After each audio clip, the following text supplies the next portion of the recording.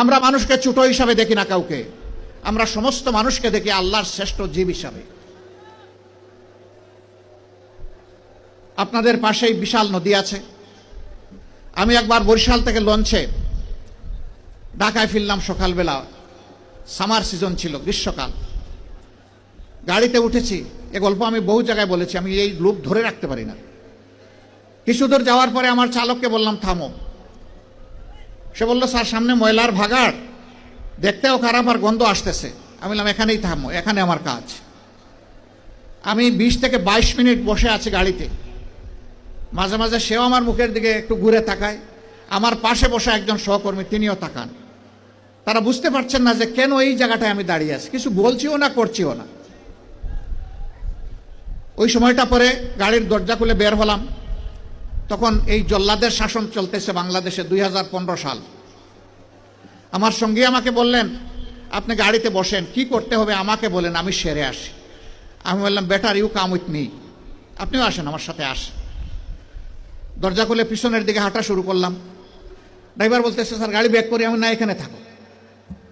একটা খাবারের দোকানে গিয়ে ঢুকলাম, কিছু খাবারের প্যাকেট নিলাম, পানি নিলাম, নিয়ে আবার এসে গাড়িতে বসলাম।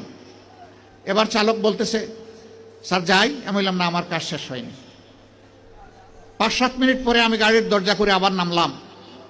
সঙ্গীকে বললাম ভাই এই প্যাকেটগুলো নেন, আসেন আমার সাথে, আমিও কিছু নেই আপনিও কিছু নেন। গিয়ে ওই ময়লার ভাগাড়ের কাছে হাজির হলাম। ততক্ষণে একদল লোক যারা এই ময়লাগুলা বেলচা দিয়ে ডাম্পিং ট্রাকে উঠিয়ে শেষ করেছে, এখন বেলচা ছুঁড়ে ওখানে ফেলে দিয়েছে। তাদেরকে গিয়ে সালাম দিলাম, 5 জন লোক, আসসালামু আলাইকুম। জবাব দেয় না, মুখের দিকে তাকায়। আবার সালাম দিলাম, আসসালামু আলাইকুম। এবারও জবাব পেলাম না, আবার মুখের দিকে তাকায়। এরপরে বললাম কি ভাই আপনাদের মধ্যে কি কেউ মুসলমান আছেন? একজন ভীষণ রাগ করে বলল আমি শুধু মুসলমান না, বাকি ওরা তো সব মুসলমান, তো জবাব দেয় না কেন? বললাম কোনো সমস্যা নাই। আবার সালাম দিচ্ছি, আসসালামু আলাইকুম। এবার সবাই সমস্যারে জবাব দিল ওয়ালাইকুম আসসালাম। জিজ্ঞেস করলো আপনি কে? বললাম আপনাদের জাতি ভাই। আপনি কি সিনেমা করতে আসছেন? আমার এই চেহারা দেখে মনে হয় যে আমি সিনেমা করতে আসছি। না তা তো মনে হয় না, কিন্তু আপনার কথাবার্তায় তো এরকমই মনে হচ্ছে। তো আপনি কেন আসছেন? আমি বললাম আপনাদের হাত ধুইতে আসছি। শুনেন আমরা গরিব মানুষ, আমাদেরকে নিয়ে উপহাস করবেন না। আমি বললাম আল্লাহর কসম আমি উপহাসও করতে আসি নাই। তাইলে আপনি আমাদের হাত ধোয়াবেন কেন?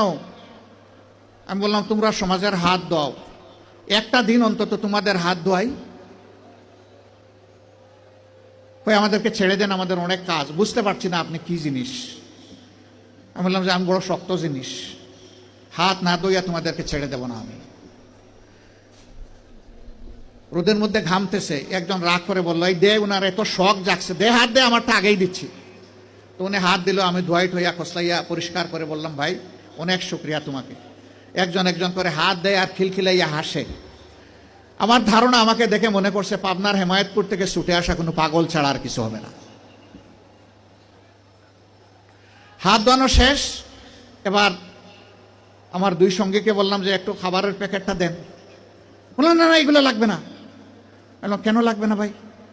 তোমরা তো চাওনি, আমি খুশি হয়ে দিচ্ছি, একটু নিবা না? জি না জি না জি না, এগুলো আমরা। আমি বললাম যে বলো তাইলে কোনটা থেকে খেতে হবে, আমি আগে খাই একটু তারপরে নিয়ে যাও। তখন একজন বলে তাইলে ঠিক আছে দিয়া দেন। বললাম হ্যাঁ দুনিয়া অনেক কিছু ঘটে। হাতে নিল, নেওয়ার পরে একজন একটু দীর্ঘ শ্বাস ফেলে বলল তাহলে আমরাও মানুষ। আমি বললাম কেন এই কথা বললেন কেন? জি না, আপনাদের মতো মানুষেরা আমাদেরকে মানুষ বলে না, বলে আমরা সুইপার, বলে আমরা মেথর।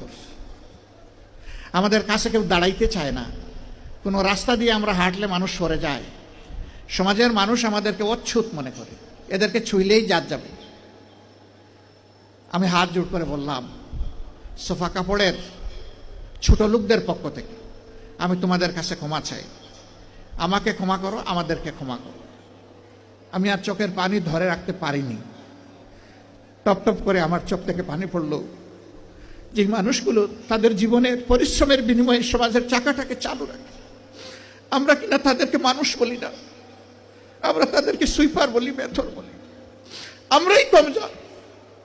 আমি কাঁদতে কাঁদতে এসে আমার গাড়িতে আর ওরাও আমার সাথে কেঁদে কেঁদে তাদের গাড়িতে উঠে গেল। সম্মানিত ভাইয়েরা, কেন এই ব্যবধান? এদের ছাড়া কি এই সমাজ চলবে? যদি না চলে তারা, তাই এই সমাজে তারা একটু স্বীকৃতি পায় না কেন? একটু মর্যাদা কেন পায় না তারা? এটা পায় না এই কারণে, এই শাসনটা আল্লাহর দেওয়া বিধান অনুযায়ী নয়, এই কারণেই পায় না। যদি আল্লাহর দেওয়া বিধান অনুযায়ী পাইতো তাহলে ওরাও নিজেদেরকে সম্মানিত মনে করত, তাদের মুখ দিয়ে এই কথা বের হয়ে আসতো না, যাক আজকে বুঝতে পারলাম যে আমরাও মানুষ। আক্ষেপের সুরে এই কথা তারা বলতো না। ভাই, আমরা এইরকমই একটা মানবিক বাংলাদেশ চাই।